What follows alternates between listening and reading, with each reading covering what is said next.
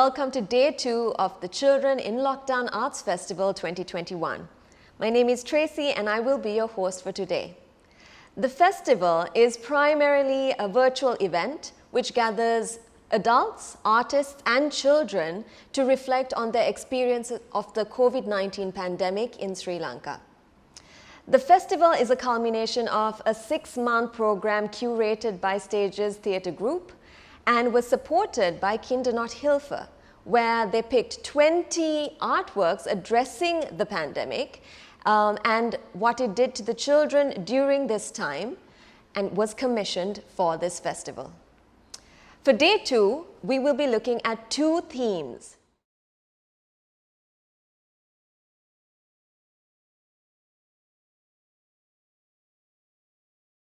We will start off the day by looking at the topic vulnerable children in the pandemic. It is a fact that every child needs protection in their childhood. However, there are some children who are more vulnerable than others. Children whose circumstances deprive them from the automatic support and protection that all children are entitled to. How did these children cope and deal with the pandemic? Our first piece, Pillaihaley, Eluveer, Children Wake Up, is by a group of vibrant children of the estate community, sharing their own stories and experiences that they had to face during the pandemic.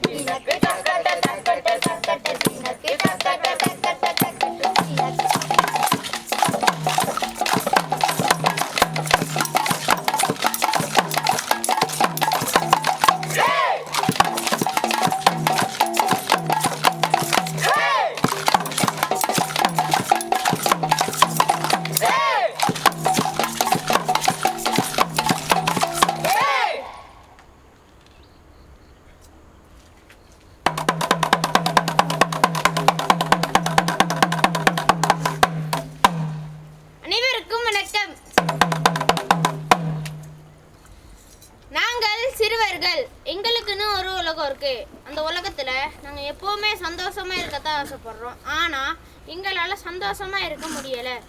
ஏன்னா பல பிரச்சனை இருக்கு. அதுல ஒன்று தான் கொரோனாவால வர பிரச்சனையை கதையாகவும் எங்களுக்கு கிடைக்கிற சின்ன சந்தோஷத்தை செயல்பாடாகவும் இப்போ நீங்க பார்க்க போறீங்க. நாடகத்தை தொடங்குவோமா?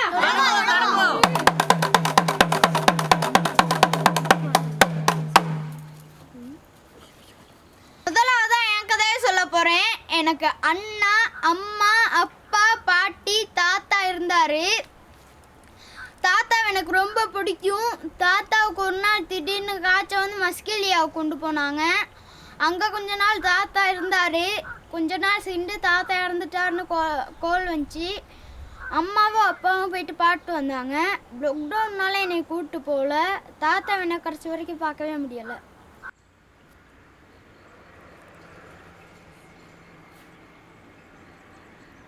ஐயோ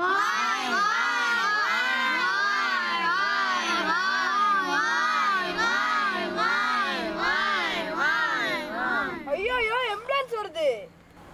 எம்புலன்ஸை கண்டா முன்ன எனக்கு பயமே இல்லை, ஆனால் இப்போ இந்த காலப்பகுதியில் எனக்கு சரியான மாதிரி பயம்தான்.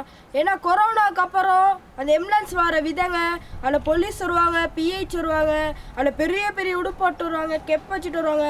அதெல்லாம் பார்க்குறப்ப ரொம்ப பயமாக இருக்கும். அது ஸ்பீடாக வரும், ஸ்பீடாக போயிடும். இப்படித்தான் ஊரில் 3 பேத்துக்கு கொரோனான்னு சொல்லிட்டாங்க. இப்போ அந்த எம்புலன்ஸ் வந்துச்சு, அதை பார்க்குறப்ப ரொம்ப பயமாக இருந்துச்சு. ஆளுங்கெல்லாம் வெளியில் நின்று வேடிக்கை பார்த்துட்டு இருந்தாங்க. அந்த 3 பேர் போகிறப்ப அழுதுகிட்டே போனாங்க. அதை நான் ஜன்னல்லேருந்து வண்டி பார்த்துக்கிட்டே இருந்தேன். அந்த எம்புலன்ஸ் போனதுக்கப்புறம் நைட்லாம் தூக்கப்போ எனக்கு ரொம்ப பயமாக இருந்துச்சு. அந்த எம்புலன்ஸையும் அந்த எம்புலன்ஸ் சவுண்டையும் வெளியில் எங்கே கண்டாலும் ரொம்ப பயமாக இருக்கும். ஓடி போய் வண்டிக்குவேன்.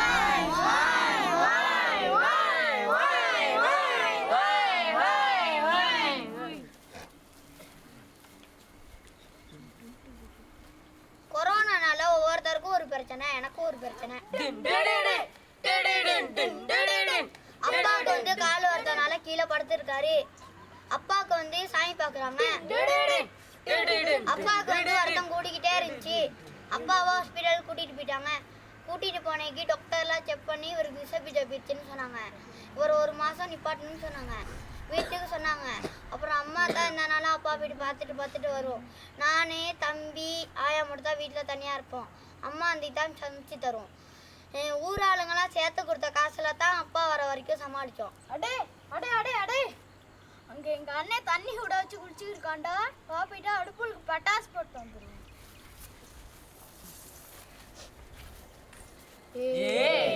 பட்டாசு போட போறோம், பட்டாசு போட போறோம், பட்டாசு போட போறோம். பட்டாஸ்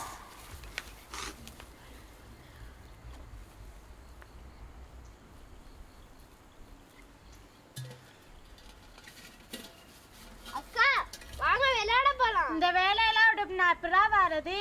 நானும் சாமான்களும் மாட்டுக்கு தண்ணி சுட வைக்கணும், உடுப்பு கழுவணும். ஆச்சி விறகுக்கு போயிட்டாங்க, தாத்தா பில்லுக்கு போயிட்டாரு.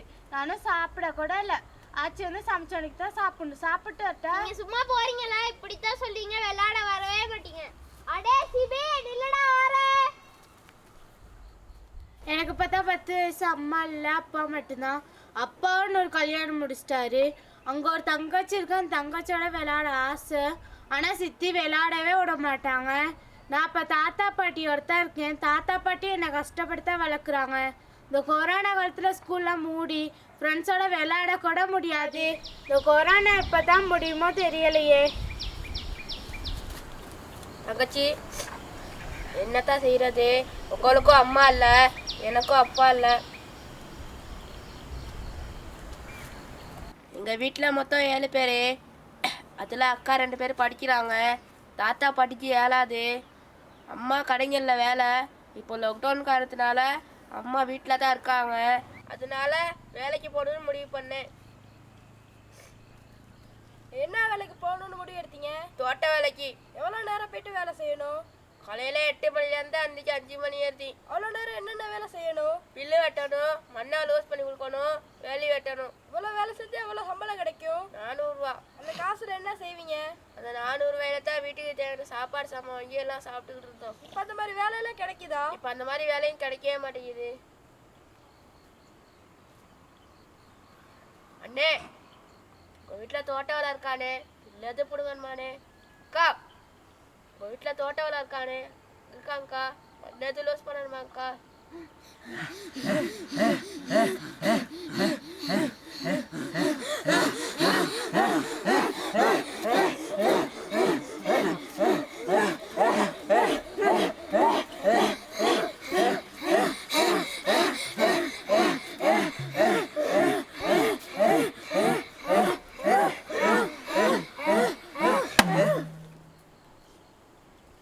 கொரோனா காலத்துல எத்தனை பிரச்சனைங்க.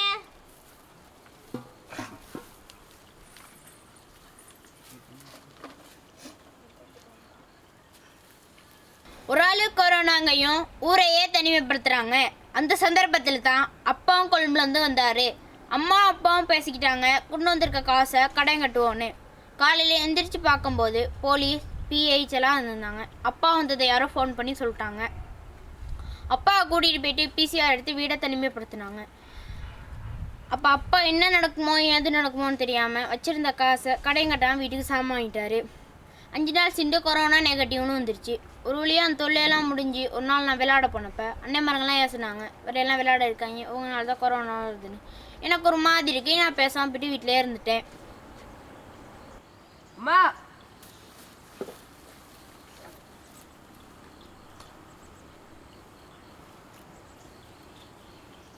அம்மா போவாதீங்க, நில்லுங்கம்மா.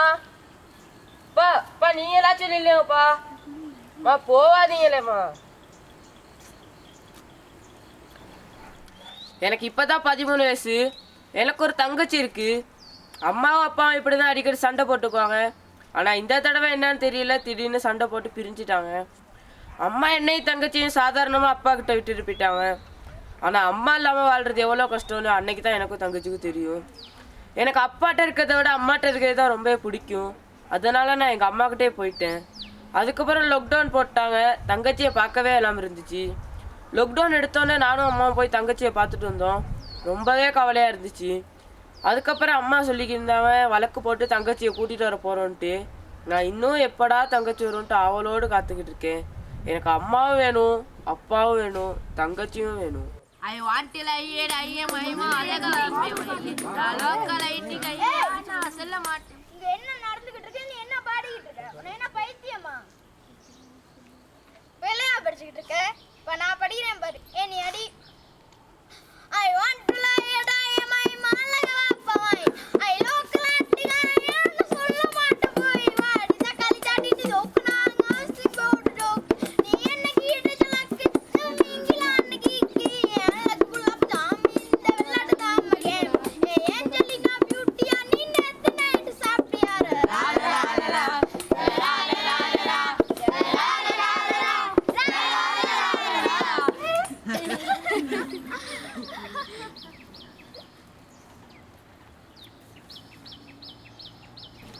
இப்படித்தான் நாங்கள் சந்தோஷமாக இருப்போம். எங்கள் கிளாஸ்மேட் அவ்வளோ பேரும் திடீர்னு பிரின்சிபல் சார் வந்து சொல்கிறாங்க உங்கள் கிளாஸ்மேட் அவ்வளோ பேருக்கு பிசிஆர் எடுக்கணும்னு. ஏன்னா எங்கள் லயத்தில் ஒரு ஆளுக்கு கொரோனா, அதனால எங்கள் லயத்தில் எல்லாத்துக்கும் பிசிஆர் எடுத்தாங்க. பிசிஆர் எடுத்தால 2 அக்காமார்களுக்கு என்னோட படித்த ஒரு பிள்ளைக்கு கொரோனா, அதனால எங்கள் கிளாஸ்மேட் அவ்வளோ பேருக்கு பிசிஆர் எடுத்தாங்க. பிசிஆர் எடுத்தோன்னே தனிமைப்படுத்திட்டாங்க. 14 நாளுக்கு அப்புறம் தான் ரிப்போர்ட் வந்துச்சு. ரிப்போர்ட் வந்ததில் மாமிக்கு கொரோனான்ட்டாங்க. நாங்கள் மறுபடியும் 14 நாள் இருந்தோம். ஆக 28 நாள் நாங்கள் தனிமையிலே இருந்தோம். அந்த 28 நாள் நாங்கள் தனிமையில் இருந்ததில் வீட்டில் சின்ன சின்ன பிரச்சனைகள். கடங்காரவங்க வந்து கூட ஏசுனாங்க. அம்மா கூட ஏசுனாங்க, ஏன்டா நீ பிசிஆர் எடுத்தா என்னால் தாண்டா 14 நாள் இருக்கணும். அம்மா கூட ஏசுனாங்க. எங்கள் லைஃப்பில் எல்லாத்தையும் தனிமைப்படுத்திட்டாங்க. யாருக்கும் எந்த உதவி கூட செஞ்சுக்க இல்லை. இப்படி நாங்கள் நிறைய மன கஷ்டங்களோடு இருந்தோம்.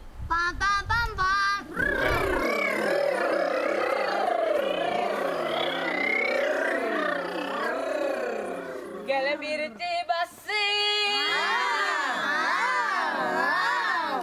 வந்துருச்சு வாந்தி. தட்ரா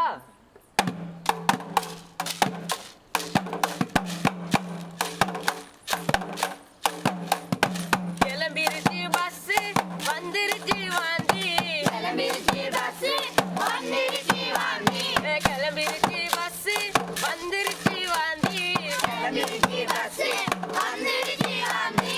அந்த வருது சோட்டிச்சு கண்ண கண்ண சம்பல் வட்டு. அந்த வருது சோட்டிச்சு கண்ண கண்ண சம்பல் வட்டு. அந்த வருது சோட்டிச்சு கண்ண கண்ண சம்பல் வட்டு. அந்த வருது சோட்டிச்சு கண்ண கண்ண சம்பல் வட்டு. ஒரு பஸ்ல சிங்கள பாட்டு, இன்னொரு பஸ்ல சினிமா பாட்டு. ஒரு பஸ்ல சிங்கள பாட்டு, இன்னொரு பஸ்ல சினிமா பாட்டு. ஒரு பஸ்ல சிங்கள பாட்டு, இன்னொரு பஸ்ல சினிமா பாட்டு. ஒரு பஸ்ல சிங்கள பாட்டு, இன்னொரு பஸ்ல சினிமா பாட்டு. சந்தோஷமா சந்தோஷம் பயணம் வருது சந்தோஷம். சந்தோஷமா சந்தோஷம் பயணம் வருது சந்தோஷம். சந்தோஷமா சந்தோஷம் பயணம் வருது சந்தோஷம். சந்தோஷமா சந்தோஷம் பயணம் வருது சந்தோஷம். கிளம்பிருச்சு பஸ்ஸு. அரே காண்ட காண்ட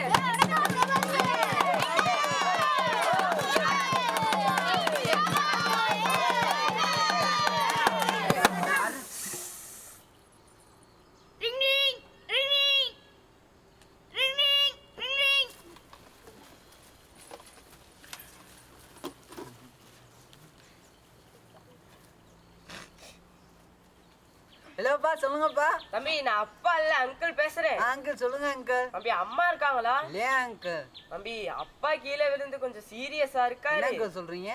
தம்பி அம்மா தானே கொஞ்சம் சொல்லிடுறீங்களா? இப்படித்தான் நான் ஒரு நாள் பஸ்ஸில் போகும்போது அப்பா கீழே விழுந்துட்டாருன்னு கால் வந்துச்சு. எனக்கு சின்ன வயசாக இருக்கும்போதே குடும்ப கஷ்ட காரணமாக அப்பா வெளிநாடு போயிட்டாரு. சும்மா 9 வருஷம் அங்கே வேலை செஞ்சார். அவர்கிட்ட 9வது வருஷம் அப்பா கீழே விழுந்து தலையில் அடிபட்டுருச்சு. தலையில் அடிபட்டனால அப்பாவுக்கு தலையில் ஆப்ரேஷன் செஞ்சாங்க. ஆப்ரேஷன் செஞ்ச பிறகு அப்பாவுக்கு ஒரு கையும் ஒரு காலும் வராமல் போயிடுச்சு. சும்மா 2 மாதம் கழிச்சு தான் அப்பாவை நம்ம நாட்டுக்கு கொண்டு வந்தாங்க.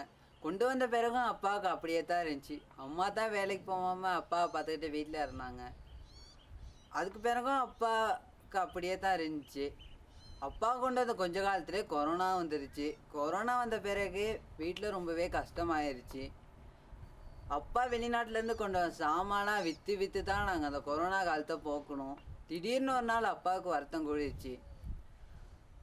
நானும் அம்மாவும் பக்கத்து வீட்டில் உள்ள அங்கிளை கூட்டிகிட்டு அவர் டிவியில் கண்டிக்கு போனோம் மருந்து எடுக்க.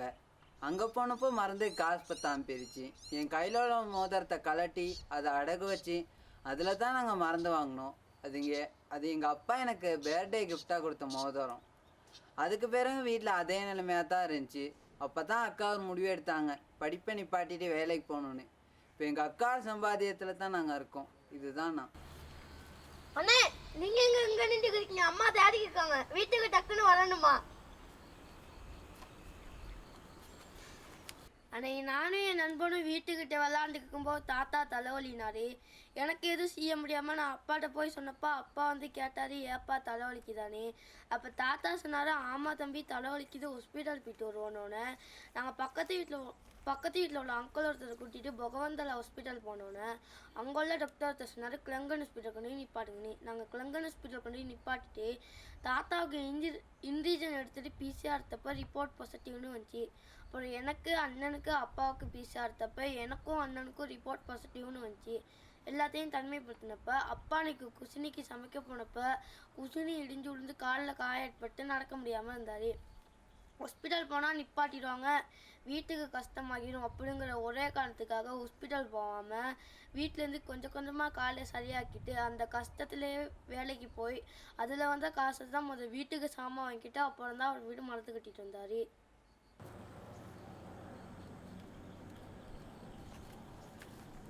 நான் 5ஆவது தரத்தில் படிக்கிறேன். நான் ஒரு நாள் டீ பார்க்கல யாரோ அழுவுற சத்தம் கேட்டுச்சு. அப்போ நான் போயிட்டு பார்த்தேன், அம்மா அழுதாங்க. ஏன் அழுதிங்கன்னு கேட்டதுக்கு அம்மா சொன்னாங்க, அப்பா இட்டுட்டு போயிட்டார் தானே, நான் தனியாக வேலை செஞ்சு உங்களை எப்படி பார்ப்பேன்னு சொன்னாங்க. அப்போ நான் சொன்னேன், நான் இருக்கேம்மா நான் வேலைக்கு போகிறேன்னு. அப்போ அம்மா சொன்னாங்க, வேணாம் நீங்கள் வீட்டில் இருங்க நான் வேலைக்கு போகிறேன்னு. சாப்பிட்டீங்களான்னு கேட்டேன். அம்மா சொன்னாங்க சாப்பிட்லன்னு. சாப்பாடு போட்டு வந்து கொடுத்தேன். அம்மா சாப்பிட்டு வெளியே இருக்க சொன்னாங்க. நான் வெளியே டிவி பார்த்துக்கிருந்தேன். தங்கச்சி விளாண்டுக்கிட்டே போயிட்டு பார்த்துருக்கு. அம்மா அப்பா இட்டுட்டு போயிட்டாருன்னு சோகத்தில் தூக்கு போட்டு இறந்துட்டாங்க. தங்கச்சி வந்து என்கிட்ட சொன்னோடனே நாங்களாம் போயிட்டு பார்க்கும்போது அம்மா இறந்துட்டு இருந்தாங்க. பிஹெச் போலீஸ்லாம் வந்து அம்மாவை கொண்டு போயிட்டாங்க. கொண்டு போனோடனே தாத்தா பாட்டிக்கிட்டு சொன்னார், நீ மலைக்கு வேலைக்கு போ, அப்போ தான் பிள்ளைகளை பார்த்துக்கலான்னு. இப்போ பாட்டி வேலைக்கு போக்கல என்கிட்ட சொன்னாங்க, நீங்கள் வீட்டில் குழப்பம் பண்ணாமல் தங்கச்சியும் குழப்பம் பண்ணாமல் பார்த்துக்கிட்டே இருங்கன்னு. சரி பாட்டின்னு சொன்னேன். பாட்டி போயிட்டு கஷ்டப்பட்டு வேலை செஞ்சு சல்லி கொண்டு வந்து கொடுத்தாங்க. தாத்தா போயிட்டு சாமான் வாங்கிட்டு வந்தார். பாட்டி சமைச்சு கொடுத்தாங்க. ஏன் பாட்டி கொஞ்சோடு சொன்னு கேட்டதுக்கு பாட்டி சொன்னாங்க, நம்மகிட்ட காசு இல்லை தானே அதனால தானே. அதுக்கப்புறம் சாப்பிட்டு பாட்டிக்கிட்ட போயிட்டு சொன்னேன், பாட்டி கொரோனான்னு புதுசாக நோயின்னு வந்திருக்கு, அதனால ஸ்கூல்லாம் மூடி டீச்சர்லாம் ஃபோனில் ஜூம் கிளாஸ்ன்னு படித்து கொடுக்குறாங்க, அதுக்கு ஃபோனும் டேட்டா கார்டும் வேணும்னு கேட்டேன். இப்போ பாட்டி சொன்னாங்க, நம்மகிட்ட காசு இல்லை தானே, நீங்கள் வீட்டிலே தங்கச்சிக்கும் படிச்சுக்கிட்டு நீங்களும் படிச்சுக்கிட்டே இருங்கன்னு சொன்னாங்க. அப்புறம் நானும் தங்கச்சும் வீட்டிலே தான் படிச்சுக்கிட்டு இருந்தோம்.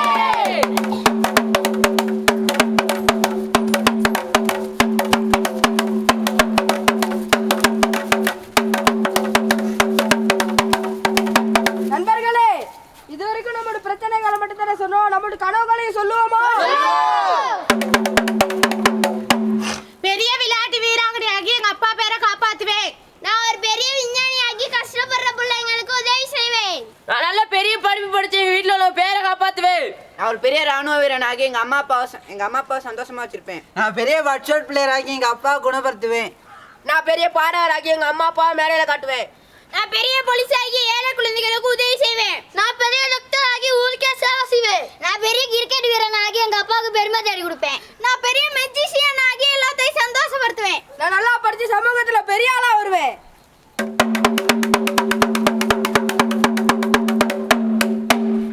அன்பான பெற்றோர்களே, மதிப்பிற்குரிய ஆசிரியர்களே, எங்களை எந்த சூழ்நிலையிலும் எந்த கஷ்டத்திலையும் கைவிட்டுறாதீங்க. எங்களை புரிஞ்சு கொள்ளுங்க, எங்க மேல அன்பு செலுத்துங்க. எங்களுக்கு அது போதும். எங்க கனவுகளை நாங்க நிச்சயமா ஜெயிப்போம்.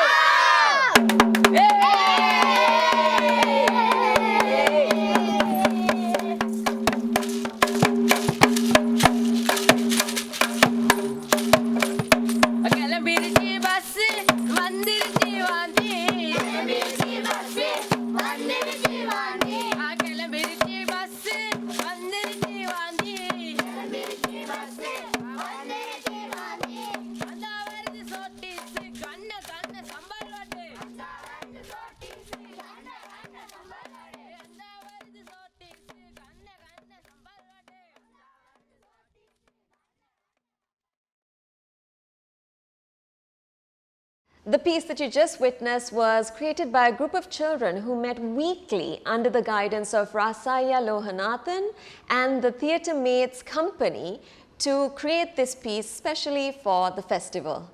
And I'm sure their energy and the message to us all is certainly uplifting and a great reminder that we are all capable of overcoming the challenges that this pandemic has basically set in motion for everyone.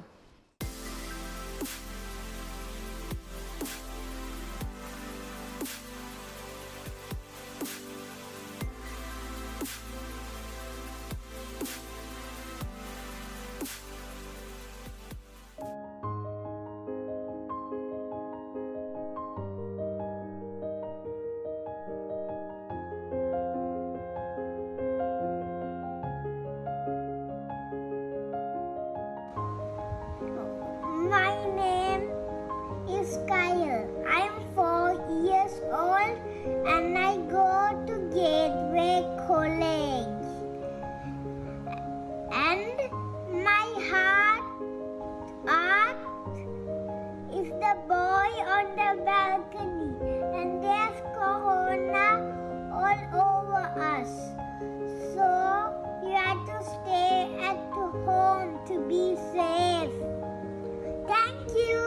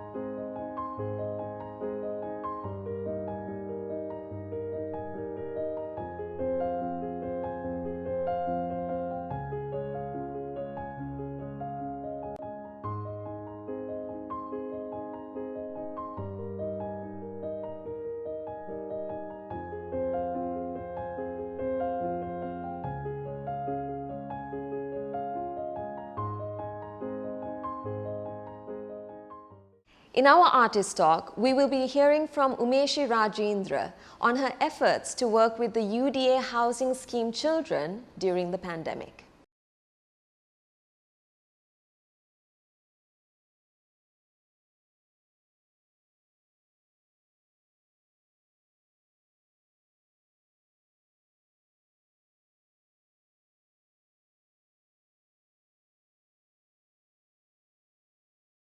Hello everyone, I hope everyone is keeping well. A big thank you to the Children in Lockdown Project team, Ruanti, Malit, Pumi, thank you very much for doing this. Before I begin my talk, I am saying thanks to the many artists, scholars, and mentors whose research, resistance, and creativity have paved the path for me. I do this talk as an offering of gratitude and acknowledgement of knowledge passed on. Our bodies are thinking. Our bodies hold information, hold politics, memories, stories, senses, and are a powerful source of knowledge. The body, our bodies, can be seen as tangible movers for consciousness, as a tool with which we perform and achieve physicalities of exchanges such as sports, and as a system that is vital for maintaining health and well-being. Your body even plays a role in thinking about languages, philosophy, and mathematics, as many emerging scientific research shows today. The body is also constantly dreaming, a process that our conscious mind has not yet understood or recognized or has simply forgotten. In short, the body helps us to experience the world. How you move your head, your arm, your leg, or how you bend indirectly influences the way you observe, understand, think, and remember. As many scientists now say, without information from your body, your brain and mind would be unable to process the situation or the condition you're in properly. That's how entangled the body and mind are.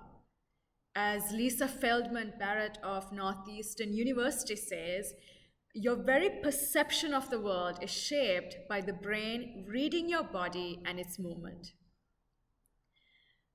But how many of us think with our bodies? How many of us move to think consciously? Not for movement's sake, but to move our bodies in as many different ways as possible. How many of us know how to think with our bodies?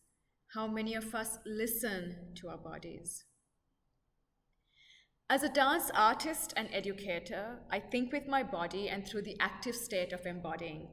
This is because dance and our movement is the most direct route to the truth of oneself, in my experience, a truth that dives into what's happening in me right now kind of truth. This is because our bodies are our primary instruments with which we absorb, understand, refine, and create, combining the physical with mental thinking that makes dance not only possible, but also powerful. Thus, the vigorous investigation of the body's experiences and stories that live inside are at the forefront of my interest. As how I was taught, my creative and teaching practice offers dance and movement as a method for thought, a bodily inquiry towards reimagining possibilities and extending beyond oneself, enacting experiential and self-reflective investigations. Because the human body was made to move. It is in the doing, in the moving, in the actioning, do we learn. But what does this mean in a day and age where a pandemic is harboring distance, separation, less movement, and increasingly amplifying our social challenges within constraints of space and time? Not only are we forced to collaborate with our differences, where indirect and direct participation and practices are no longer bound to the nation state and their collective communities, but also we are confronted with our own limitations, our own faults as human species. As a result, movement arts become a space where radical imagination is filled with possibilities to inspire hope and action. What moves us in our bodies as much as in our minds? What moves us in theory as much as in practice? When the pandemic first hit, I was in the United States, and like many teachers and artists, had to shift my practices to this one-dimensional platform, which I'm grateful for, especially during a time like this, and had to reimagine how I moved and thought with my body. I returned to Sri Lanka and was in a government quarantine camp for 21 days, restricted to a room with barely any light coming in, and then in a restricted room at home for another 14 days after. During this time, my body was tested and was feeling things I could not yet understand, or I wasn't ready to confront it, really. But I began to find ways to move within the restricted space, challenging myself to be expansive within the limitations. As an educator, it was important that I understood, felt, and learned how to move during these times so that I could really understand and figure out how best to guide and support the students I was working with. So I kept moving through stillness, through emotions, through silence. And the conversations with the students alongside what I was experiencing myself in quarantine was what sparked my deep desire to discover, well, how can I fulfill my potential as an educator to best support children and youth who really need help during these times, at the same time keep myself healthy and well during a global pandemic. My search led me to the vulnerable children in the UDA housing complexes. Since March, we know that children around the world have been dealing with a range of often strong emotions related to the COVID-19 pandemic. And while some children have access to online schooling and perhaps a living room to dance or move in, there are many without either, let alone the means to survive due to social and economic challenges. We know this. In a world pre-COVID where moving our bodies was not as important, the pandemic has only furthered our betrayal to our bodies, dishonoring our potential as humans. I came across the vulnerable children of the housing communities through an article in the papers in 2020. And one of the residents had quoted in the article, "We are imprisoned in order to protect everyone from COVID, but the end result would be the creation of a cluster of individuals with severe mental and psychological problems," end quote. These housing communities, due to their population density, are identified as high risk for COVID-19. And therefore, attempts to curtail movement have involved measures such as restricting residents to their 400 to 500 square feet of space, some with as many as 8 to 10 residents, children included. I reached out to Write to the City Sri Lanka, an online initiative by the Center for Policy Alternatives that aims to broaden the discussion on development, housing, and displacement in Sri Lanka, to figure out, well, what is it that I and the organization I'm a part of called Mesh Ground, which is a platform for movement arts, could do to support and help and be connected with these communities. And that was when I was introduced to Avanka Fernando, a researcher and academic member of University of Colombo, who in fact is a part of the panel discussion today, and so you'll hear more from her. But in short, her doctoral research centers around these housing communities, and so she shed great light into the complexities of challenges faced by both children and adults alike because of the pandemic. These communities live in extremely tiny spaces, and as a result, it's like they are in each other's faces, propelled into each other's situations, their social gatherings, their religious observances, and their conflicts, including situations of psychological and physical violence. Imagine being a child in this situation. It's hard. I can never fully understand or know what it's like to go through what they're going through. But it was clear they need something to keep them going. We all need something to keep us going during times like this. They need support, guidance, and knowledge. But I also knew I couldn't do it alone, and I shouldn't do it alone. Reimagining, otherwise, is the movement project research project that I, alongside Hope Rajasinghe, Shunaka Ranatunga, Ayumi Fernando, and Eva Priyanka Regina, created in the hopes of doing something for these children with the support of the Children in Lockdown project. We are a collective of dance artists and movement educators who believe that education and artistry should be expanded across various dimensions through unconventional modes of learning in a day and age where radical change is required. In a day and age where understanding our body, our identity, our history, our politics, and our relationship with nature is crucial. Our goal through this ongoing project is to inspire these children to actively pay attention to how experiences gained through mindful movement and somatic dance could expand their mind, to help them reimagine their movement within constraints, and to help them create a production by the children themselves for the community, for their own community, in collaboration with us as their fellow artists. By researching how movement can be reimagined in confined spaces through a pedagogical improvisatory practice, our vision is to provide the children with movement tools and strategies to play with during periods of intense lockdown. A set of tools and strategies with which they could think. Our approach is through a contextual somatic lens and strategic improvisations.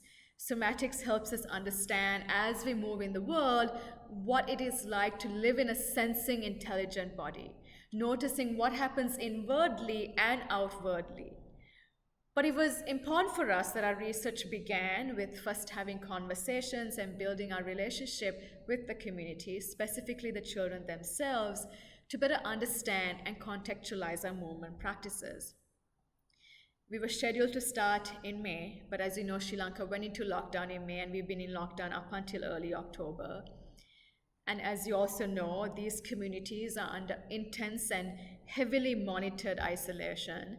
And so we could not get permission or access into the community as a result, understandably. Many of them also lost people during curfew. Many of them hardly had meals to survive.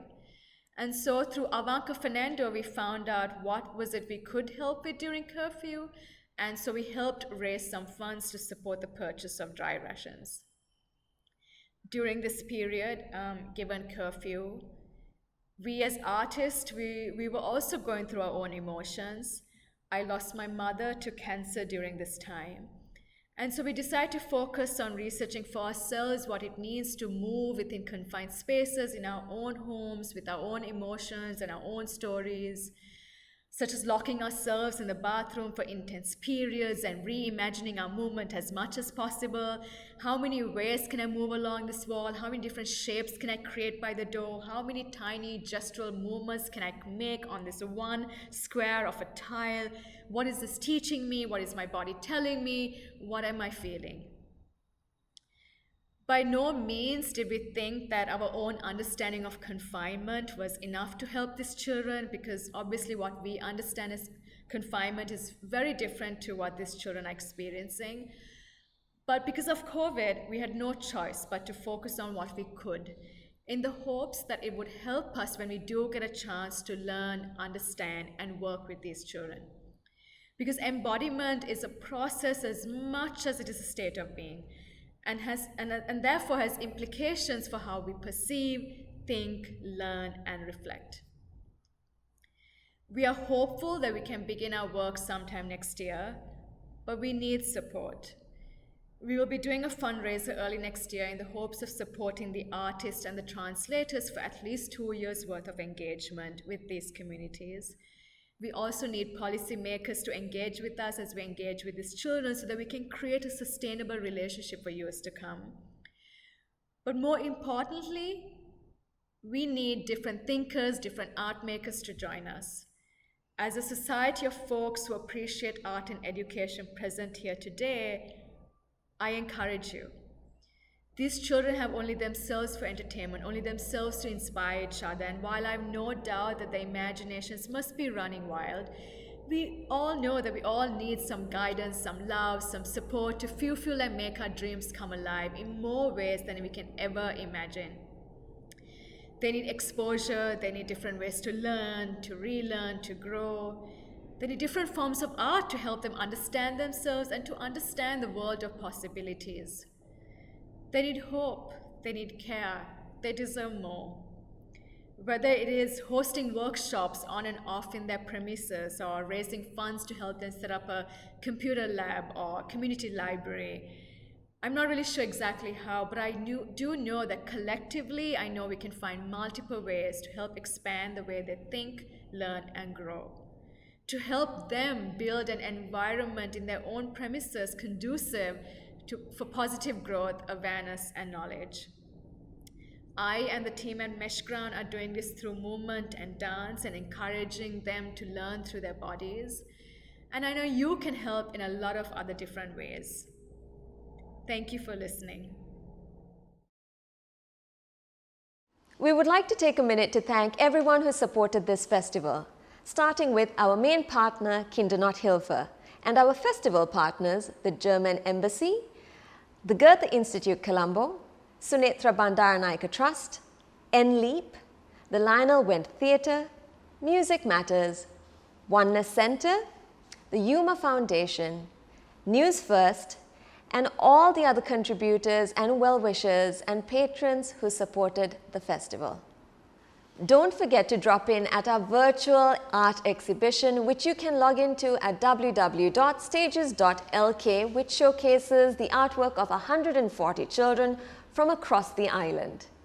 Our next presentation will be an artwork called Departures, which is put together by two asylum-seeking sisters aged 15 and 11, and their experiences through this pandemic.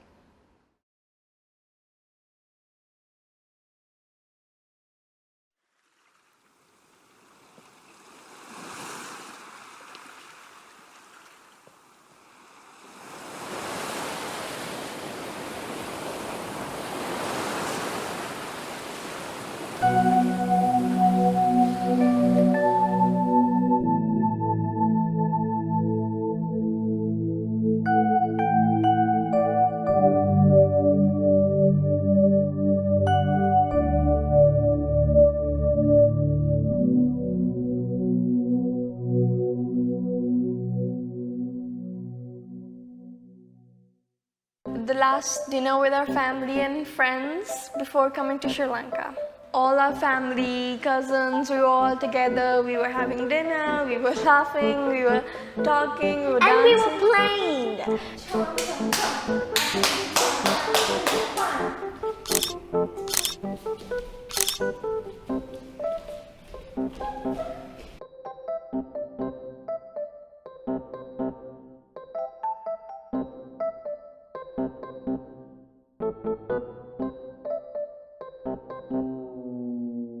Before going to the airport, I told all the family members to keep my Eid safe. Too!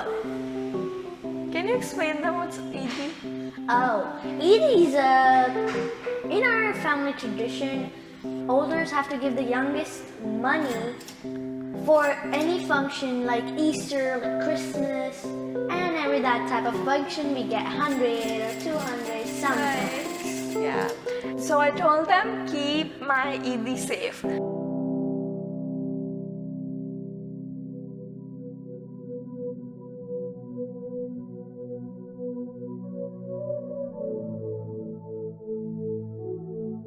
Before the flight, on the airport, we just gave a last hug to our sister before going in. It was happy, it was sad. And we were late on the airport. Yes. When we were in the airport, it was nice. It was my first time at the airport. But I was just sitting next to my father because I didn't want to sit next to Lucky because he was acting like a monkey. Everyone was staring. Yeah, because I didn't also want to sit with you because you were boring.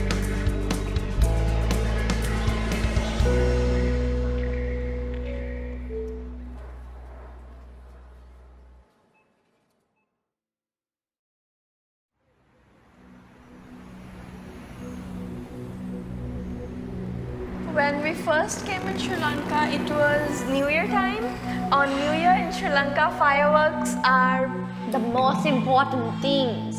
Yeah, and we were in Colombo at the beach, and as soon as it reached 12, I felt like this place is gonna blast. I felt like it's gonna blast. I just standed there and looked in the sky. It was looking so beautiful but so noisy at the same time. So actually, I know how fireworks are, but the one that happened on New Year's, and and for almost whole night.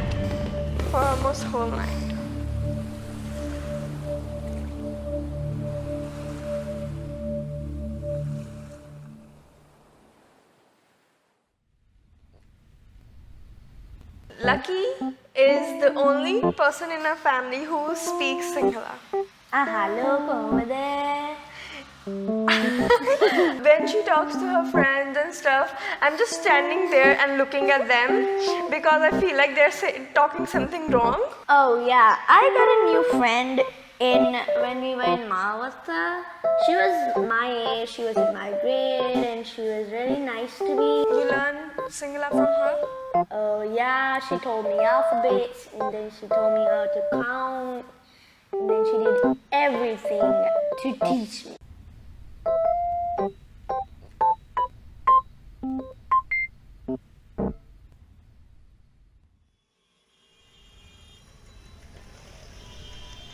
When I first time traveled in bus, It was bumpy. I thought, yeah, it was bumpy. And the way that bus was going, first it was not going in a straight line. It was going zigzag. And it was going so fast, I felt like we're gonna crash the cars in front of us. And for the first time I heard the horn of the bus, it was too loud. And there were cars in front, and they only put the brake at the last moment when it's just few meters away from that vehicle.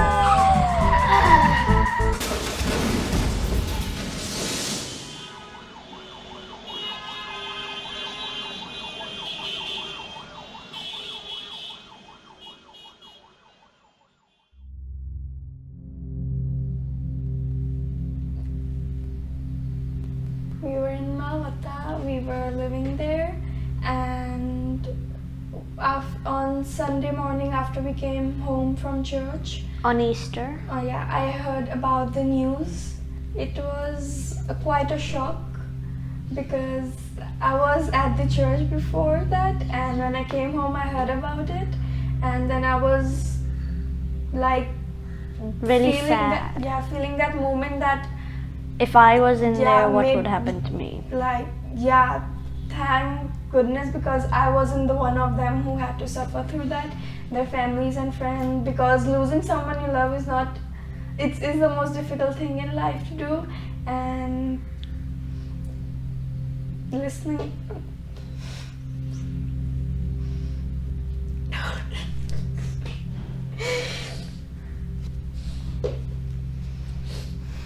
I'll start again.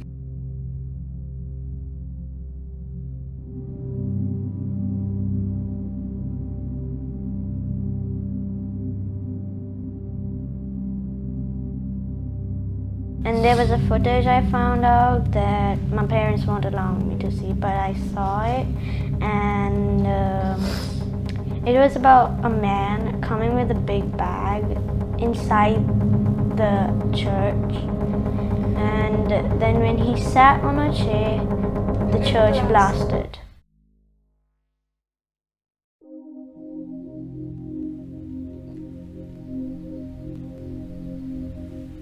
And our house owner blamed us because we were from another country. Yeah. So he thought, Yeah, and we have to You- leave the house within the week because you cannot ever have everything go according to your wishes. and what I was thinking about was about my friend, because I had to leave my friend, go back to a new place, and I didn't even know where we are going, far or near.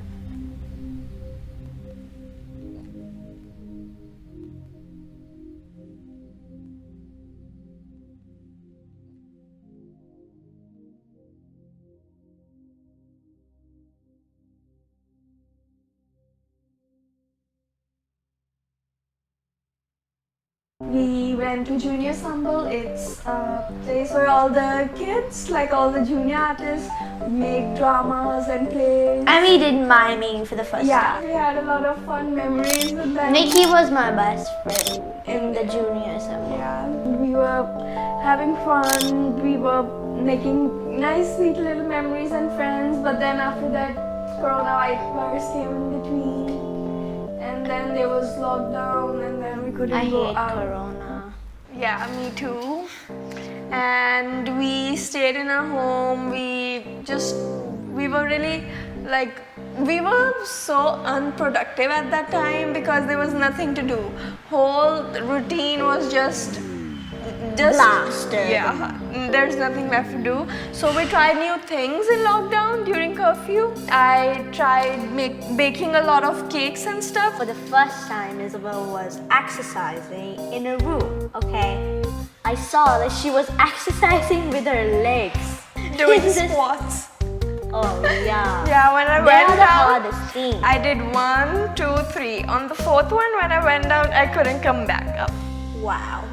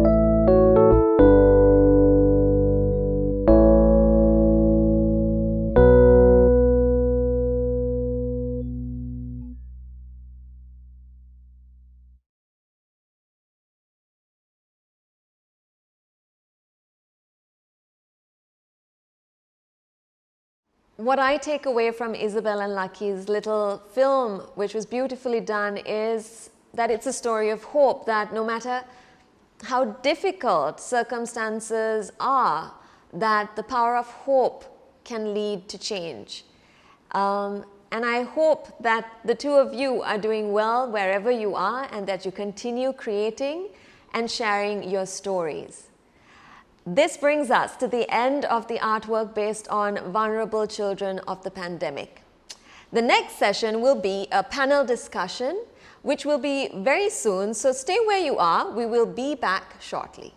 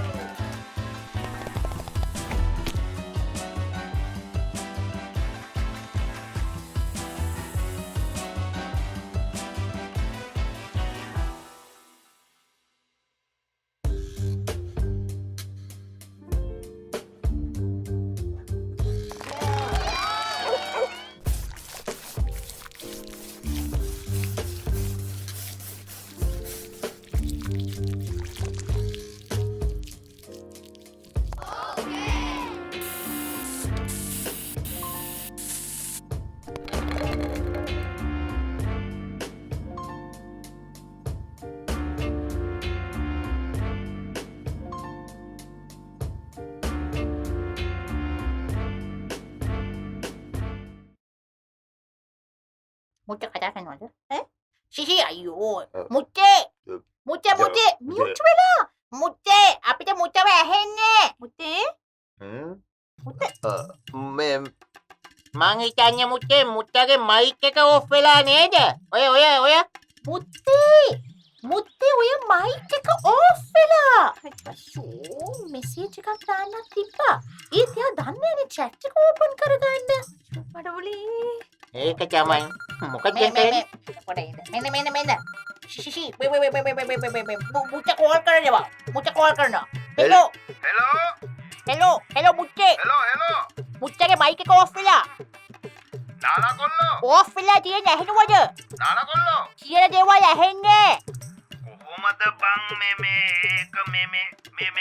On කරගන්නේ මුච්චේ ඩක් හිටහන් මේ මගේ අතින් මේ මොකක් හරි මුච්චේ All my friends are heathens, take it slow. Wait for them to ask you who you know. Please don't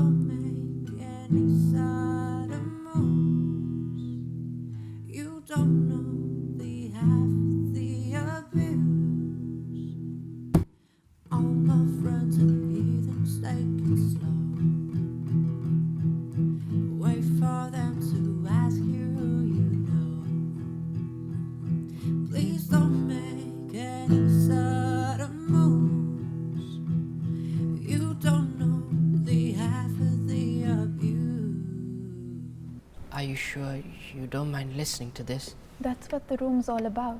If you've got a problem, just get it out.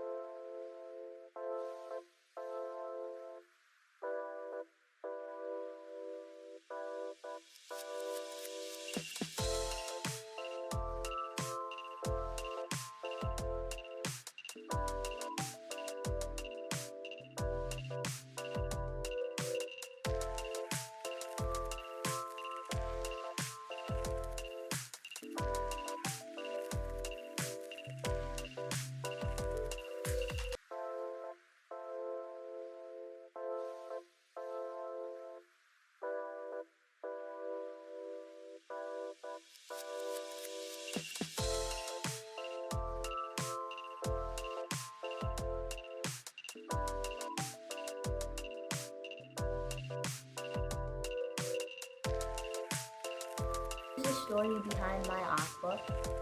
So our electrician teacher gave us 5 minutes and asked us to record all the sounds we heard while moving around the room. And then she asked us to do a creative project on it. So I painted my first artwork there, and some of the sounds I heard are in that painting.